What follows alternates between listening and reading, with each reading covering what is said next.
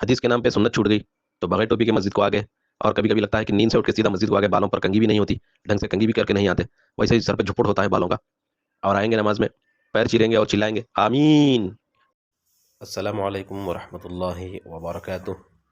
امید کہ آپ تمام حضرات خیر و عافیت سے ہوں گے۔ جو حضرات ہمارے چینل پر پہلی مرتبہ آئے ہیں ان سے گزارش ہے کہ ہمارے چینل کو سبسکرائب کر لیں تاکہ ہماری ہر ویڈیو آپ تک بھی پہنچ سکے۔ سامعین کرام، مختلف فروعی مسائل میں جو غیر مقلدین اٹھاتے ہیں اس میں سے ایک مسئلہ آمین بالجہر کا ہے، لیکن عام مشاہدہ یہ ہے کہ یہ جہر نہیں ہے، چیخ ہے۔ اس کے لیے ہم ان کی آمین کو آمین بالچیخ بھی کہتے ہیں، کیونکہ جہر کا مطلب ہے آواز کے ساتھ بات کرنا، قرأت کرنا، آواز کے ساتھ کسی سے بات کر رہے ہیں آواز کے ساتھ۔ سر کا مطلب ہے بالکل آہستہ سرگوشی کے انداز میں۔ تو یہاں ہم جو عمل کرتے ہیں احناف، یہ سرگوشی والا انداز ہے، اور جہر کا جو مطلب ہونا چاہیے وہ بات چیت کرنے کے لیے جتنی آواز کی ضرورت ہے اتنی ہونا چاہیے۔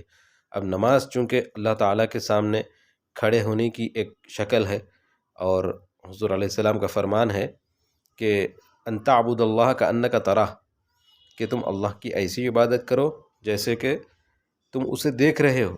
اگر یہ کیفیت نہیں پائی جاتی تو کم سے کم یہ سمجھو کہ وہ تو تمہیں دیکھ رہا ہے۔ بہرحال دونوں صورتوں میں غلام جب اپنے آقا کے سامنے کھڑا ہوگا تو انتہائی ادب سے اور آہستہ آواز میں بات کرے گا۔ تو آمین بالسر میں ایک تو ادب ہے، دوسرا قرآن کریم کی آیت ہے ادعوا ربکم تضرعا وخفیہ، کہ اپنے رب کو پکارو تضرع کے ساتھ، عاجزی انکساری اور آہستہ آواز میں۔ تو اس قرآن کی آیت کو دلیل بناتے ہوئے احناف کے نزدیک آمین بالسر کہنا افضل ہے۔ اب جہاں تک غیر مقلدین کا معاملہ ہے، یہ کہتے ہیں آمین بالجہر حدیث سے ثابت ہے، تو یہ بات بھی بالکل درست ہے، آمین بالجہر تو ثابت ہے، لیکن آمین بالچیخ جو ہے وہ ثابت نہیں ہے، کیونکہ زور سے بات کرنے میں عام طور پر آپ دیکھیے، آپ اگر اپنے کسی بڑے کے سامنے کھڑے ہوں تو آپ اونچی آواز میں بات نہیں کرتے۔ بڑوں کے سامنے اونچی آواز میں بات کرنا یہ بے ادبی کہلاتا ہے۔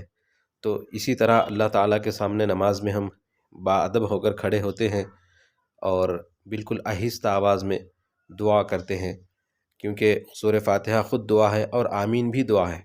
مصنف ابن ابی شیبہ میں ہے کہ آمین اللہ تعالیٰ کے ناموں میں سے ایک نام ہے، اور اسی طرح آمین اس کا مطلب علماء نے بتایا ہے کہ اسمع واستجب، یعنی اے اللہ سنیے اور جواب عطا فرمائیے۔ آمین بالجہر پر اگر سچی نیت سے کوئی عمل کریں گے تو وہ ادب کے دائرے میں رہیں گے، اور کوئی بری نیت سے شرارتاً آمین کہے گا تو وہ گویا اس طرح کہہ رہا ہوگا اے اللہ سن اور ہماری دعا قبول فرما۔ اس طرح اگر کوئی کہے، دعا مانگے، تو کیا یہ ادب ہے؟ یہ بے شک کوئی بھی دیکھے گا تو یہی کہے گا یہ تو بے ادب ہے، اس کو مانگنے کا سلیقہ بھی نہیں آتا۔ اس لیے آپ دیکھیں کتنی یہ زور زور سے آمین آمین کہتے ہیں، لیکن چونکہ ادب سے محروم ہیں اس لیے ان کی آمین ان کے سر سے اوپر نہیں جاتی، ایسا مجھے لگتا ہے۔ الغرض حدیث کے نام پر سر سے ٹوپی اتر گئی، مسجد کو آئیں گے تو اس طرح آئیں گے گویا ایسا لگتا ہے کہ ابھی نیند سے اٹھ کے بستر سے اٹھ کے سیدھا مسجد کو آگے، سر پر کنگھی بھی نہیں ہوتی۔ چلو ٹوپی نہ پہنے لیکن سر پر کنگھی تو ہونا چاہیے، بالوں کا وہی جھپٹ ڈال لے کے مسجد میں آ جائیں گے۔ اور دوسری چیز، ہاتھ سینے پر عورتوں کی طرح رکھیں گے اور پیر چیریں گے اور چلائیں گے آمین، اور اس کا نام انہوں نے رکھا ہے عمل بالحدیث۔ ہر عمل سے بے ادبی ٹپکے گی۔ ان کے ایک عالم صاحب کا کہنا ہے کہ آمین اتنی زور سے چیخو کہ شیطان بھاگ جائے۔ ارے بھائی، ہم جب ہم نماز میں کھڑے ہوتے ہیں تو ہم کاندھے سے کاندھا ملا کر کھڑے ہوتے ہیں، ہمارے درمیان شیطان آتا ہی نہیں ہے۔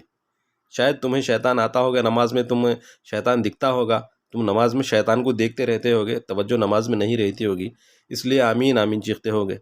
عام طور پر آپ نے دیکھا ہوگا مساجد میں جب نکاح ہوتا ہے تو قاضی صاحب دولہے سے پوچھتے ہیں کہ میں نے فلاں کی بیٹی کو آپ کے نکاح میں دیا، آپ نے قبول کیا؟